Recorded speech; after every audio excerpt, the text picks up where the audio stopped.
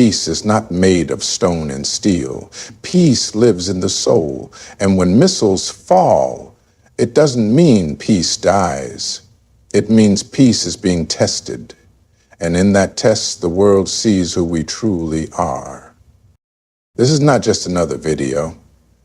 This is a voice for every nation that stood in the fire and chose love over hatred, dignity over revenge, faith over fear. It's a story of broken cities that refused to break, of wounded hearts that kept beating with compassion.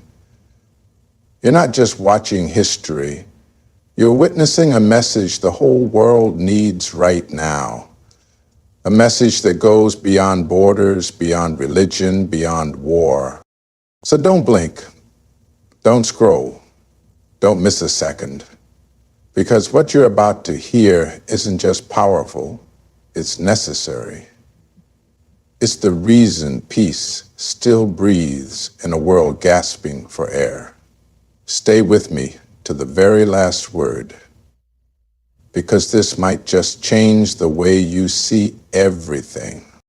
Peace is not simply what happens when the guns go quiet or the bombs stop falling.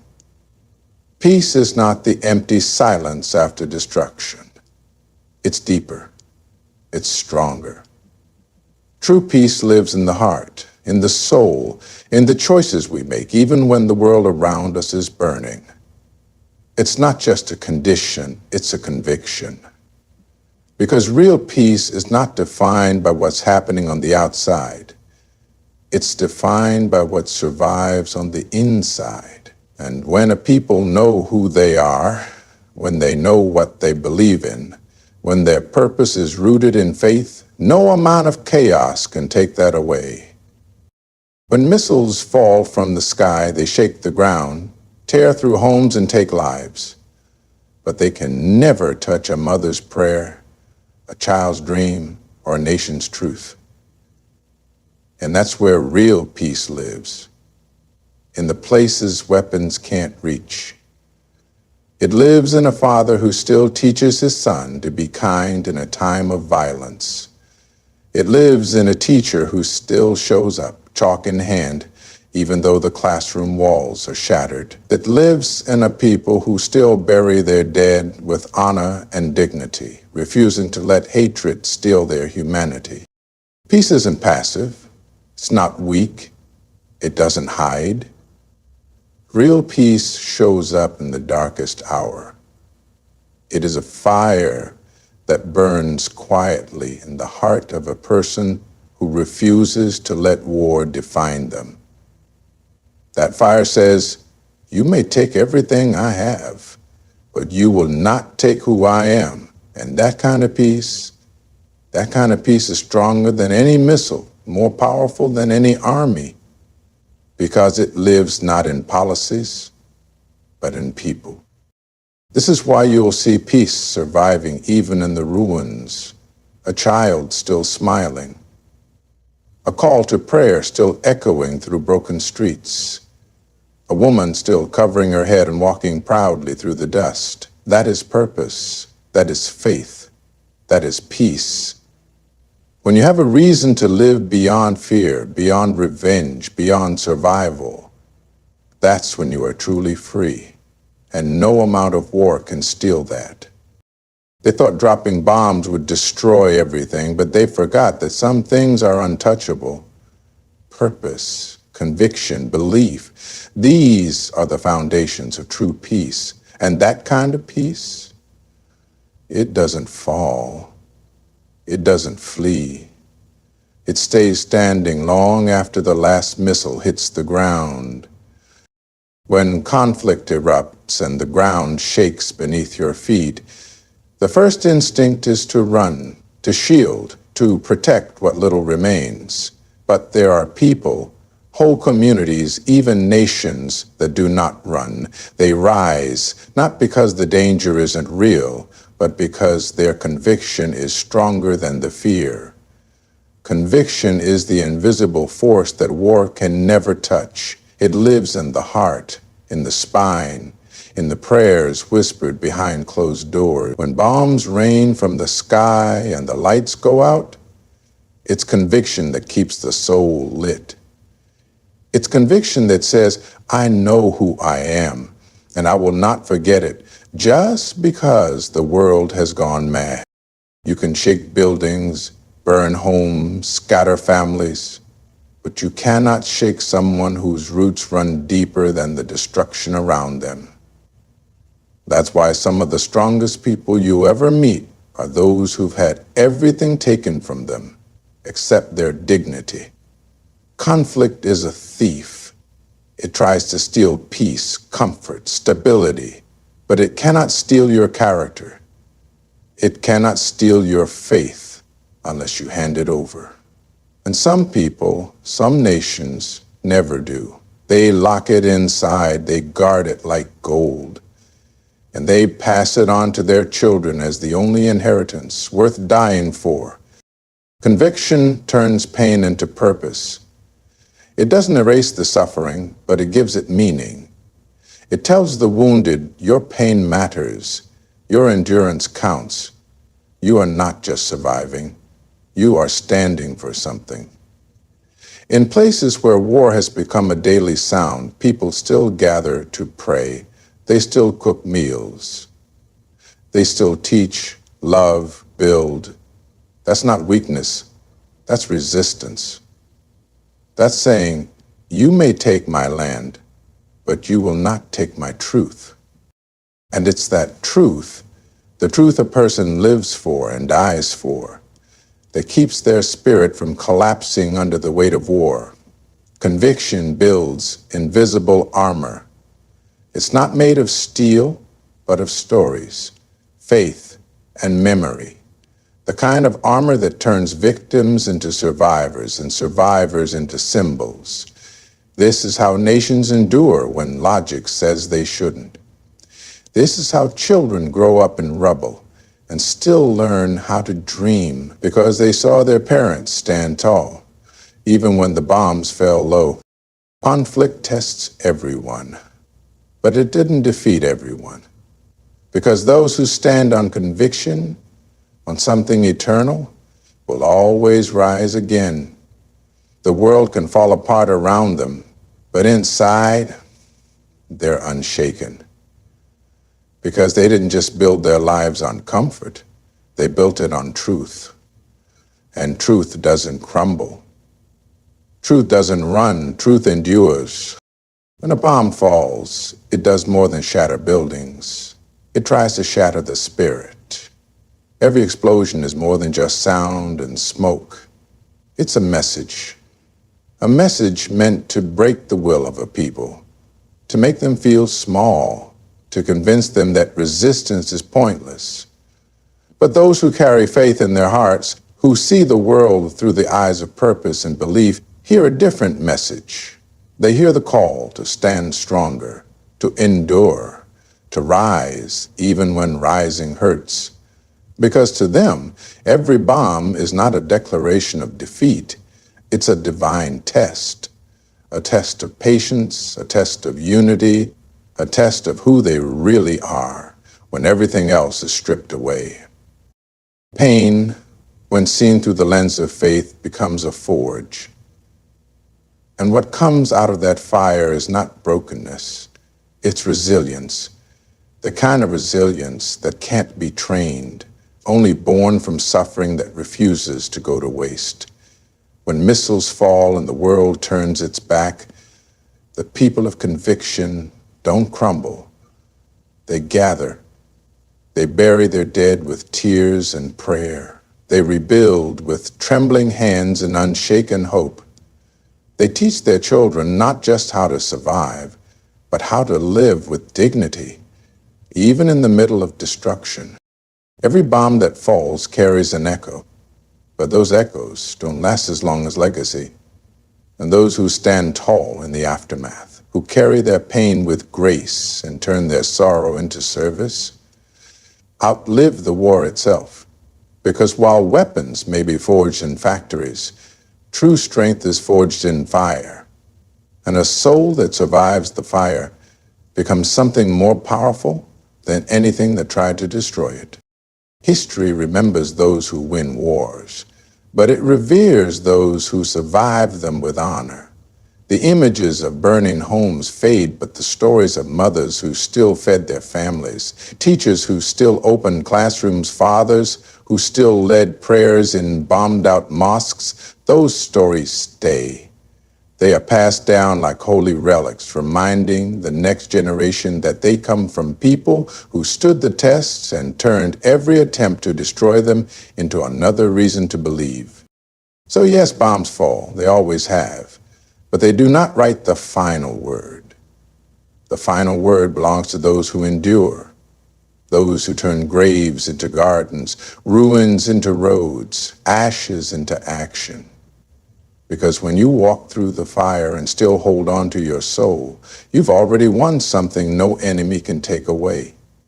That's why for those with faith, every bomb is not the end. It's the beginning of something greater, something eternal. A scar, maybe, but never a surrender. Peace that is born in comfort is fragile. It's the kind that disappears at the first sound of gunfire, the kind that crumbles under pressure, the kind that exists only as long as everything goes according to plan. But peace forged in hardship is a different kind of peace. It's not written in treaties or signed behind closed doors. It's written in sacrifice and struggle, in the quiet decisions people make when the world around them is falling apart. That peace is not just a pause in violence. It's a mindset, a way of life, a choice to hold on to dignity when chaos demands surrender. You don't find that peace in luxury. You find it in the heart of someone who has lost everything and still chooses to love, to forgive, to keep going. When a nation is under attack, when its people are suffering, when each day feels like a test of survival, that is when the real meaning of peace shows itself. It's not soft, it's not weak, it doesn't hide behind words. It walks through fire with its head held high. It feeds the hungry even when the kitchen is broken. It comforts the grieving even when there are no answers. It builds schools from rubble and plants hope where only ashes remain. That kind of peace cannot be faked. It cannot be bought. It has to be lived, earned, and proven under pressure. There is a reason why the world watches places that suffer and yet still shine. Because it reminds us all that peace is more than the absence of conflict. It's the presence of values that cannot be shaken by violence. It's the strength to remain human when everything around you says, become an animal. It's the courage to keep your faith when faith is all you have left. That's what separates real peace from temporary calm. Real peace is what holds a mother together as she prays over her child's grave. It's what carries a father back to work even when he's lost his home. It's what keeps communities united when war tries to tear them apart. Peace forged in hardship teaches a nation what really matters. It strips away the noise and reveals the soul. It builds bonds that no treaty ever could. Because when people survive suffering together, they come out not just more united, but more unbreakable. And that's the kind of peace the world needs now. Not the kind that depends on politics or power, but the kind that rises from the ashes, shaped by faith, held together by purpose, and carried by people who know what it means to walk through hell and still choose heaven. That kind of peace can't be destroyed. It can't be shaken. Because it wasn't handed down. It was built by hand with tears, prayers, and the kind of strength only pain can teach. In times of war, the world looks for protection in weapons, in walls, in alliances, in technology. Nations build armies, manufacture missiles, and race to outgun the enemy, believing that strength comes from firepower. But the people who truly survive war, who rise from its ashes with their spirit intact, are not the ones with the most guns. They're the ones with the most faith. Because when everything outside you falls apart, The only thing that can hold you together is what's inside. And faith is the shield that no weapon can penetrate. It is invisible, but it is immovable. It may not stop the missile from falling, but it will stop the soul from breaking. Faith is not a slogan. It's not something you wear only when it's safe. It's the quiet voice that whispers, "Stand firm," when the world screams, "Run." It's what allows a person to hold their ground even when their hands are empty and their heart is heavy. Faith says, "You can take my roof, you can take my bread, but you will never take my belief in something greater." That kind of faith becomes a shield, not against death, but against despair. It guards the mind from surrender, the heart from hatred, and the soul from fear. It turns victims into survivors and survivors into symbols. In the darkest moments of war, when the sirens fade and the silence of loss takes over, it's faith that keeps people breathing. When the power is cut and the roads are destroyed, it's faith that lights a candle and leads the way. It's not just about religion. It's about conviction. The belief that life still has meaning, that there is justice beyond what the eyes can see, and that pain is not the end of the story. It allows a mother to keep nurturing, a father to keep providing, a nation to keep rising, because they trust in a truth no bullet can touch. Faith gives courage to forgive when revenge is easier. It builds bridges in places filled with rubble. It speaks of peace in a language only the heart understands. In places where war has tried to erase identity, faith restores it. Where fear spreads like fire, faith becomes water. And even when the skies rain missiles, the people who carry true belief walk through the fire with their heads high, not because they are unafraid, but because they know their strength comes from beyond this world. Faith doesn't prevent the storm, but it makes sure you never drown in it. And that kind of shield is stronger than any weapon ever made.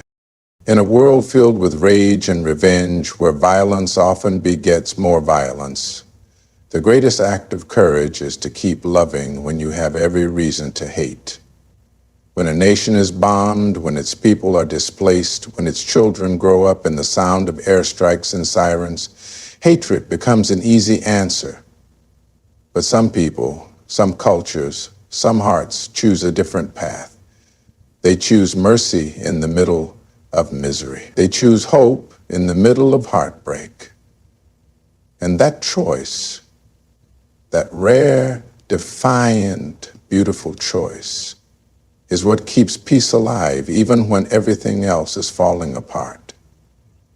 A wounded nation that keeps loving is the bravest nation of all, because it refuses to let pain rewrite its soul. It takes strength to fight, but it takes greater strength not to let the fight define you. When a family loses everything but still opens their door to a neighbor, when a teacher still teaches kindness in a classroom without a roof, when a father buries his child and still tells his remaining children to choose faith over fury, that's not weakness. That's divine resilience. That's love that refuses to rot under the weight of war. That's a people who have seen the worst of humanity and still choose to believe in its best. And that choice isn't accidental. It's spiritual. It's intentional. It's the result of generations taught not just how to endure hardship, but how to transform it. Revenge is loud, it screams, but love is stronger. It whispers and still moves mountains. When missiles fall and the world watches in silence, it's love that picks up the broken pieces. It's love that stitches wounds with prayer and forgives the unforgivable. That kind of love does not erase the pain, but it purifies it. It doesn't forget what was lost, but it honors it by refusing to multiply the suffering. We are conditioned to love with pain. We feel the loss, but it honors it by refusing to multiply the suffering. In the face of death, destruction, and betrayal, love says, we will not become what hurt us. That is real power. The world often celebrates victory in terms of land won or enemies defeated. But the true measure of greatness is what a people become in their suffering. Do they lose their soul, or do they find it? A wounded nation that still chooses compassion, that still raises its children to value peace, that still believes in justice without losing its mercy. That nation is not just surviving, it's leading. It's teaching the rest of the world that peace is not the absence of pain, but the presence of love in the middle of it. That message is what the world needs today. Not more weapons, not more enemies, but more hearts that refuse to hate. Because any nation can build walls or armies, but only the bravest build peace with broken hands and bleeding hearts. And that kind of peace, that kind of love, it lasts forever. Missiles may fall, cities may shake, and walls may crumble, but what survives is what was never made of concrete in the first place. Purpose, conviction, faith, and love. These are not things that can be bombed or sanctioned or silenced. They are born in the soul of a people who refuse to let the noise of war drown out the voice of their humanity. This is not just Iran's story.